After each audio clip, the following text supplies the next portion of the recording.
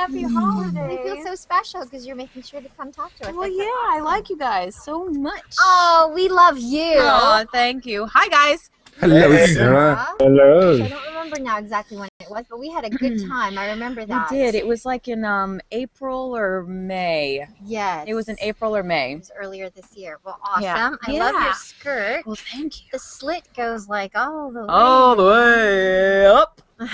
That's all you get. It's the taste of the day. Can they hear us or no? Absolutely. Oh, You okay. kind of remember how it works, right? Yes, I do. Yes. Happy holidays, guys. Those are my favorite. Thank Happy you. holidays. Happy holidays, isn't it? Yeah, I just love this time of year. Me too. Me too. Mhm. And the weather outside, it's kind of, it just gets you in the spirit. Yeah, at least it's not sandal weather, Yes. which it can very well be sometimes It can in be. LA. It but can yeah. be. I remember last year, actually, on Christmas Eve, we all had our family dinner outside, and it was 75 degrees or something. I hate it. Christmas I don't Eve. like it. I don't like it. Well, I'm not into it. I like it because I grew up in Hawaii, and to me, Christmas Right, is right, right, that way right, all year. right.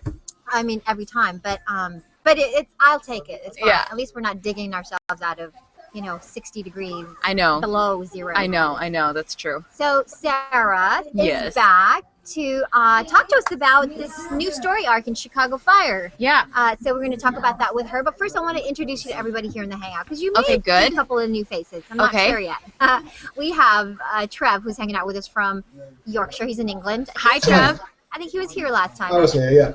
Okay. Tom is in Atlanta. Hi, Tom. Stormy is in Mississippi. Stormy. Lorenzo is in Venezuela. Hello. We've got Kempton, who's in Calgary, Canada. Hello. Hi, Sarah. Captain. No. Diana's crashed it. Oh. Diana. Oh, no. Oh, no. Oh, man. Ah, you brought the hat, Diana. Nice one. What's up, guys? The Santa had impersonation. Oh, Break the. Yeah, Piano got on and crashed the system. Yeah, it's like it looked like it's like when I joined up, it's like everything was like weird. What happened? You look fucking awesome in that hat, mate. Yeah, I should pick it up. I have to have a Santa hat every year. I have to. I didn't last year, and it pissed me off. Hey guys, Neo's on set right now, so I guess he didn't cancel. Oh, okay. Yeah, he's on set right now talking to the. Oh, nice. Yeah. Oh, nice one. So we'll see if he actually makes it over here or not. If Maria can get back on. Oh, no, we don't have any more spots. Yeah, she's taken up a 10th.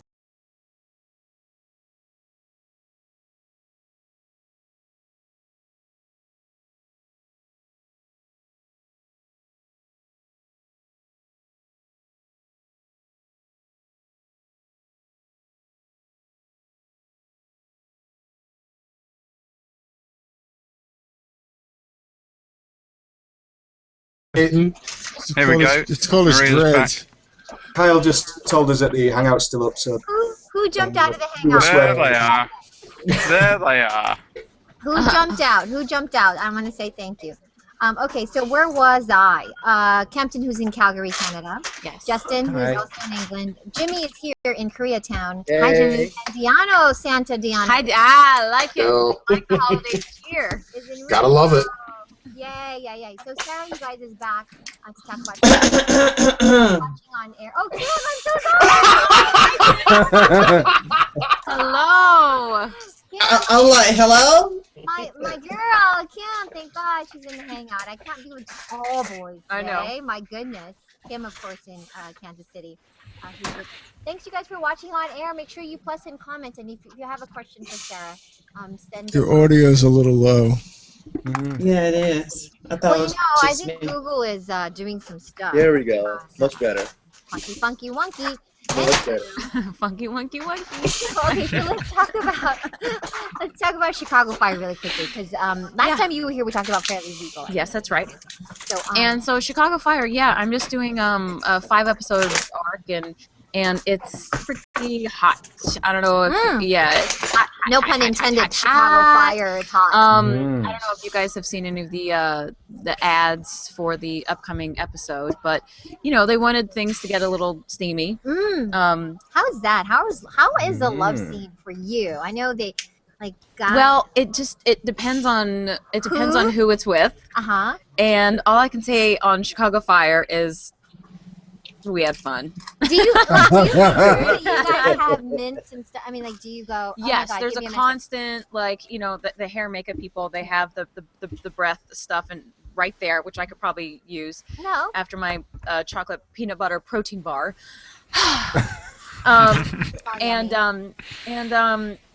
Yeah, so that, you know, that's something that you think about. And then there's also, like, if you have to work with somebody that you don't like and you have to kiss them, then sometimes I've rubbed jalapeno juice on my lips, or I've eaten like tuna garlic right before I have the scene. You have done that? that? I've done that. It wouldn't matter. I did that with an actor, Justin Bartha. I don't know who that is, but I'll take a walk on that show. Give me an under 5. I'll take an under 5 on there. Give me an under 5. Okay, so if you guys have a question, just get my attention, and I'll go to your question. Okay. So, so let's your part.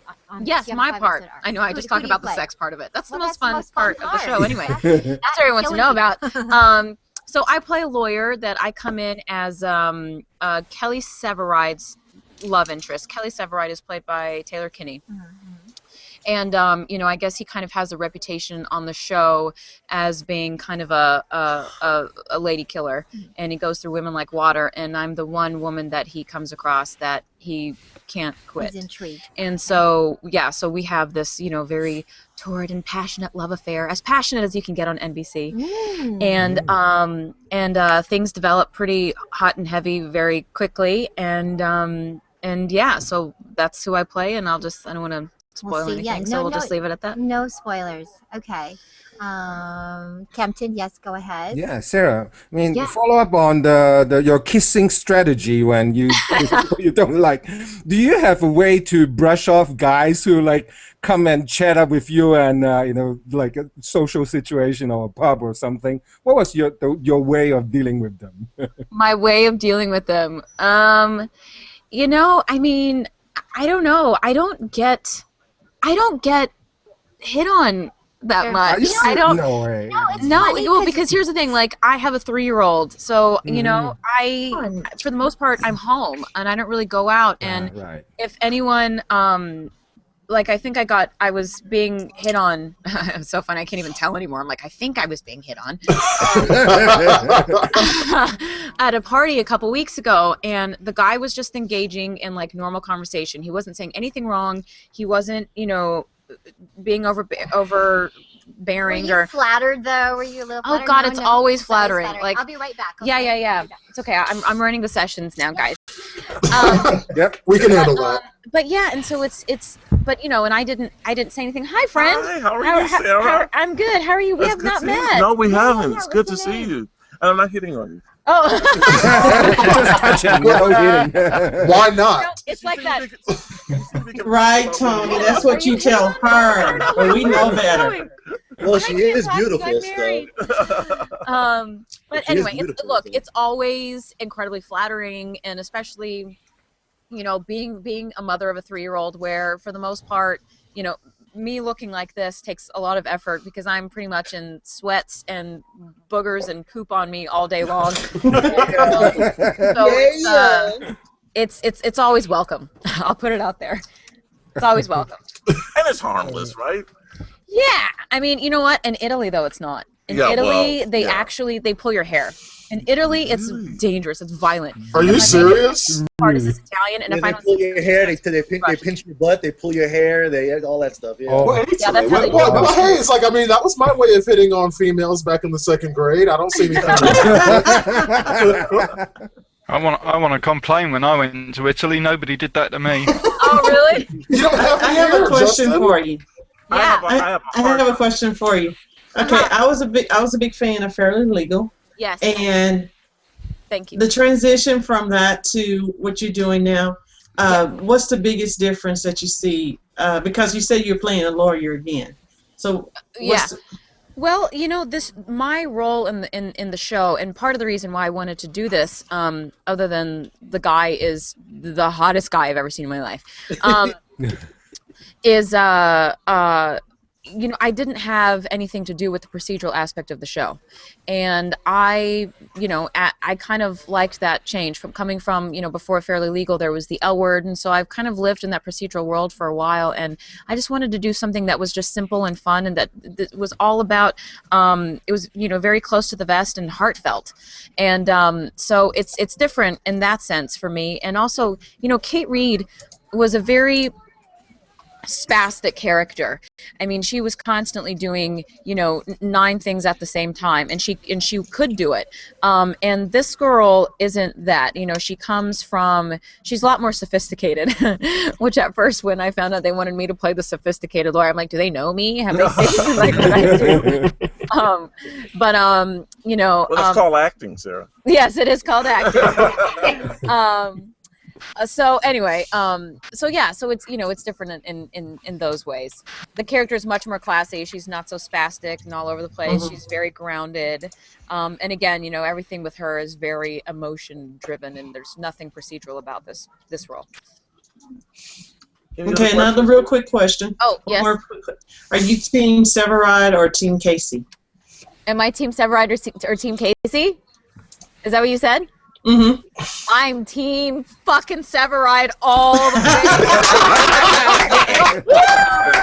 way. Yes, good answer. Oh my lord, am I Team Severide? Yeah. If you're a fan of Chicago Fire, you understand why I'm asking those questions. Why I asked that question. Yeah. Oh, that Anybody else? Any other questions? Kempton? No, Justin has one, right? I mean, That's all right, Kempton. Go on. Let's go with Justin Hello? first, and then Kempton, because you always kind of throw out the last question anyway.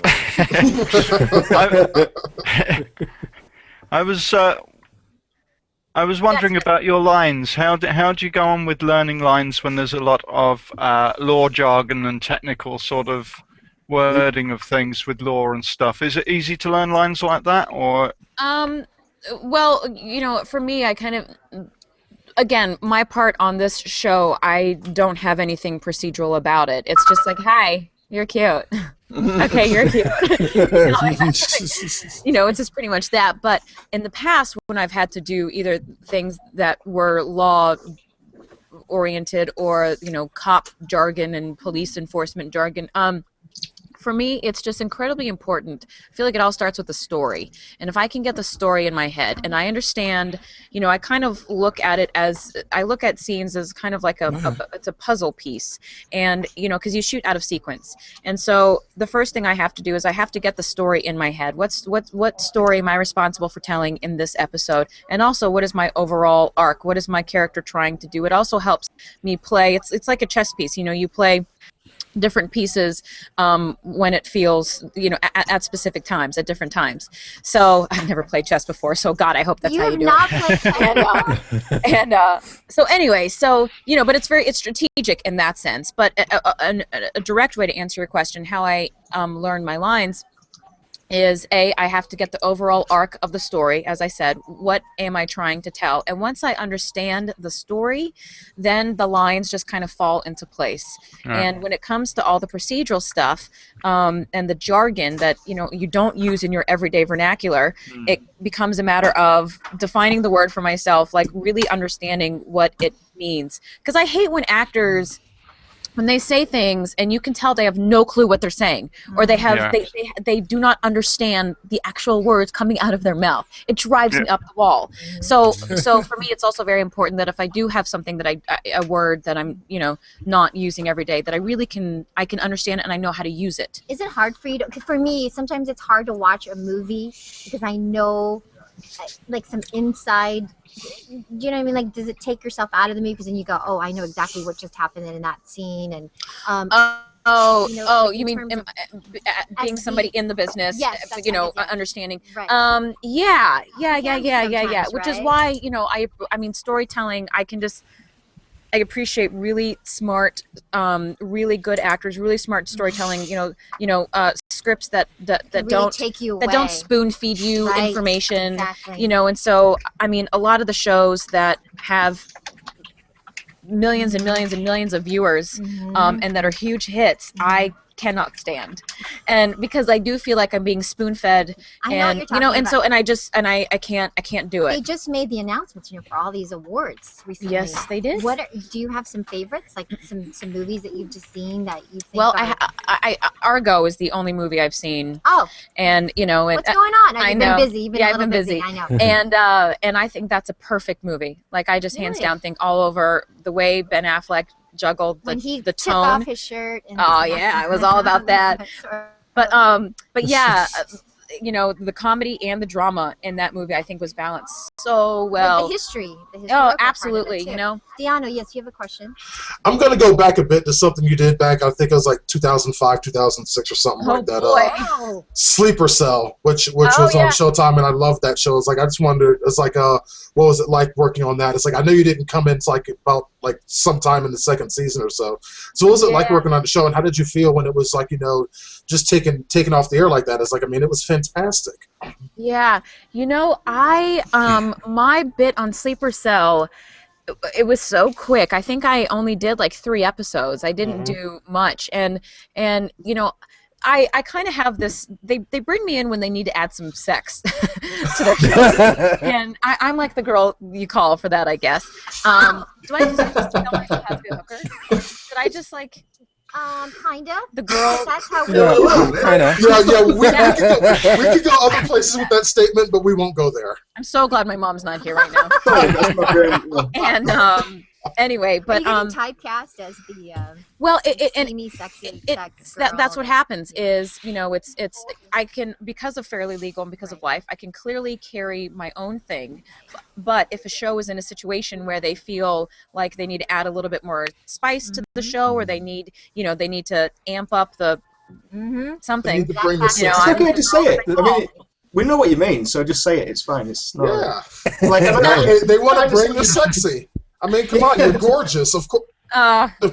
Where's the surprise part of that begin? Oh, thank you, Captain.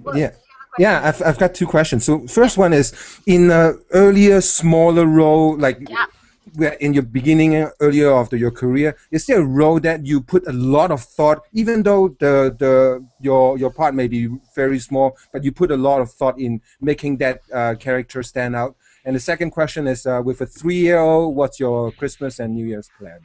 Okay. You took my question. Oh, I did. So I will say this.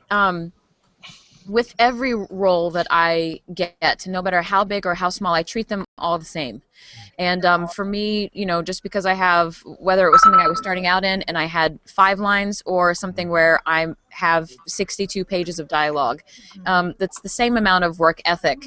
And obviously, the 62 pages takes a lot longer to cut through, but it's always the process of who is my character, and that's where it all first starts for me, is the character and the breakdown of who this person actually is.